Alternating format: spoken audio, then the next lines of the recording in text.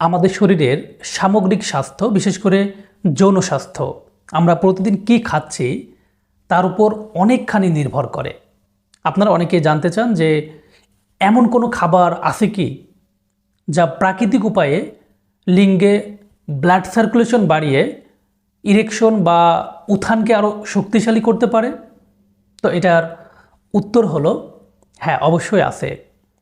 তো এই ভিডিওতে আমরা কোনো মন গড়া কথা বলবো না, বরং সম্পূর্ণ মেডিকেল ব্যাখ্যায় প্রমাণিত সেই খাবারগুলো নিয়েই কথা বলবো, যা আপনার রক্তনালীকে সুস্থ রাখবে এবং রক্ত প্রবাহ বাড়িয়ে আপনার পেনিসকে আরও বেশি শক্তিশালী করবে।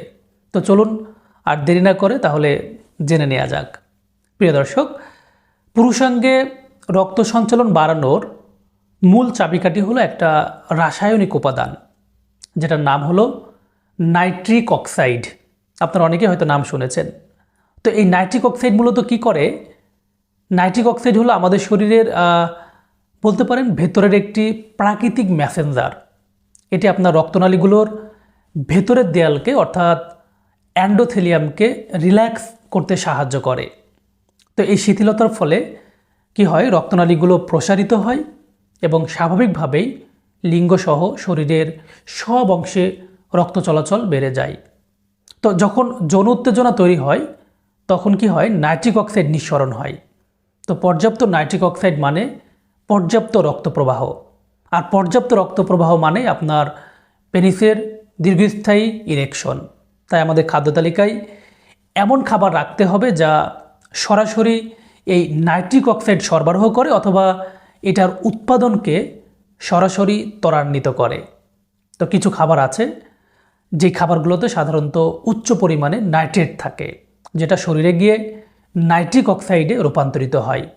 তো তার মধ্যে প্রথম যে খাবারটির কথা আমি বলবো সেটা হলো, আপনারা সকলেই চিনেন বিটরুট। নাইট্রিক অক্সাইড বাড়ানোর জন্য সবচেয়ে পরিচিত এবং এটা সবচেয়ে শক্তিশালী খাদ্য। তো নিয়মিত বিটরুটের জুস বা সালাদ খেলে আপনার রক্তনালীতে এটা তাৎক্ষণিকভাবে ইতিবাচক প্রভাব পড়ে। দ্বিতীয়ত, সবুজ শাকসবজি, বিশেষ করে পালং শাক, কেল এবং সরিষা শাকের মতো গাঢ় সবুজ শাকসবজি আপনার নাইট্রিক অক্সাইডের দারুণ উৎস। তো এইসব পাতা জাতীয় সবজিগুলোতে সাধারণত প্রচুর পরিমাণে নাইট্রেট থাকে। এগুলো শরীরে গিয়ে দেখা যায় নাইট্রিক অক্সাইড তৈরি করে। তো এগুলো আপনারা প্রতিদিনের খাদ্য তালিকায় অন্তর্ভুক্ত করতে পারেন।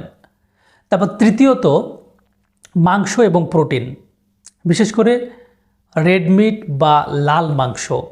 এটি এল আর্জিনিন বা অ্যামাইনো অ্যাসিডের খুবই ভালো উৎস, যেটা নাইট্রিক অক্সাইড তৈরিতে সরাসরি সাহায্য করে। এছাড়া রক্তনালী সুস্থ রাখার জন্য আপনারা ওমেগা 3 ফ্যাটি অ্যাসিড সমৃদ্ধ খাবারগুলো খেতে পারেন। তো ওমেগা 3 ফ্যাটি অ্যাসিড সাধারণত সরাসরি রক্ত সঞ্চালন না বাড়ালেও এটা আপনার রক্তনালীর ভিতরের দেয়ালকে সুস্থ রাখবে এবং ইনফ্ল্যামেশন কমাতেও সাহায্য করে থাকে।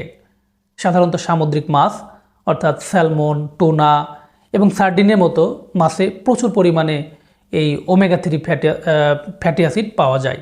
তো এছাড়া আখরোট বা ওয়ালনাটস, তারপর ফ্লাক্স সিডস, এগুলো কিন্তু ওমেগা 3 ফ্যাটি অ্যাসিডের চমৎকার প্রাকৃতিক উৎস। তো এগুলো আপনারা নিয়মিত স্ন্যাক্স হিসাবে খেতে পারেন। এছাড়া কিছু প্রাকৃতিক উপাদান রক্ত সঞ্চালন বাড়াতে যুগ যুগ ধরে ব্যবহৃত হচ্ছে। এর মধ্যে 4টা অত্যন্ত কার্যকর। তার মধ্যে 1 নম্বর হলো জিংসেন। এটি একটি জনপ্রিয় ভেষজ। তো কিছু গবেষণায় দেখা গেছে যে জিংসেন বিশেষত ইরেকটাইল ডিসফাংশন বা লিঙ্গোত্থান অক্ষমতা সমস্যায় উপকারী হতে পারে এবং পেনিসে রক্ত প্রবাহ বাড়াতে সাহায্য করে। 2 নম্বর হলো এল আর্জিনিন। এটি একটি সাধারণত গুরুত্বপূর্ণ অ্যামাইনো অ্যাসিড। আমি আগে বলেছি যে এটি শরীরের নাইট্রিক অক্সাইড তৈরিতে সরাসরি মূল উপাদান হিসাবে কাজ করে। তো এই অ্যামাইনো অ্যাসিড সাধারণত মাংস, দুগ্ধজাত খাবার এবং বাদামে প্রচুর পরিমাণে থাকে। তবে এটি বর্তমানে বাজারে সাপ্লিমেন্ট আকারেও পাওয়া যায়। গুরুত্বপূর্ণ কথা হলো, সাপ্লিমেন্ট হিসাবে এটি ব্যবহার করার আগে অবশ্যই আপনারা একজন চিকিৎসকের পরামর্শ নিয়ে তারপরে ব্যবহার করবেন। তারপর 3 নম্বর খাবারটি হলো গার্লিক বা রসুন। প্রায় সবাই জানেন যে রসুন রক্তচাপ কমাতে এবং রক্তনালীকে নমনীয় করতে অত্যন্ত কার্যকরী একটি খাবার। তো এটি নর্মালি রক্তনালীর স্বাস্থ্যের উন্নতি ঘটায়। এবং সর্বশেষ যে খাবারটির কথা বলতে চাই সেটা হলো জিঞ্জার বা আদা।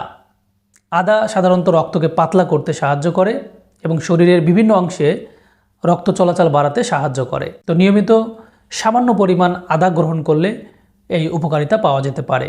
প্রিয় দর্শক, মনে রাখবেন এই খাবারগুলো কোনো তাৎক্ষণিক ঔষধ নয়, বরং এগুলো আপনার সামগ্রিক জীবনযাত্রার অংশ হওয়া উচিত। নিয়মিত এবং সুষম খাদ্য তালিকা, পর্যাপ্ত ব্যায়াম, ধূমপান এবং মদ্যপান বর্জন এগুলোই হলো আপনার শক্তিশালী জনস্বাস্থ্যের মূল ভিত্তি। যদি রক্ত সঞ্চালনের সমস্যা থাকে বা ইরেকটাইল ডিসফাংশন অনেক বেশি দিনের হয়, দীর্ঘস্থায়ী হয়, কোনোভাবেই যদি কাজ না করে, তাহলে অবশ্যই আপনারা একজন অভিজ্ঞ চিকিৎসকের পরামর্শ নিন। তো আজকের ভিডিওটি এই পর্যন্তই। ভিডিওটি ভালো লেগে থাকলে লাইক দিন, কমেন্ট করুন, আর যদি আপনার কোনো মন্তব্য থাকে তাহলে কমেন্ট বক্সে জানাতে পারেন। সকলে ভালো থাকুন, সুস্থ থাকুন এবং নিরাপদে থাকুন। আল্লাহ হাফেজ।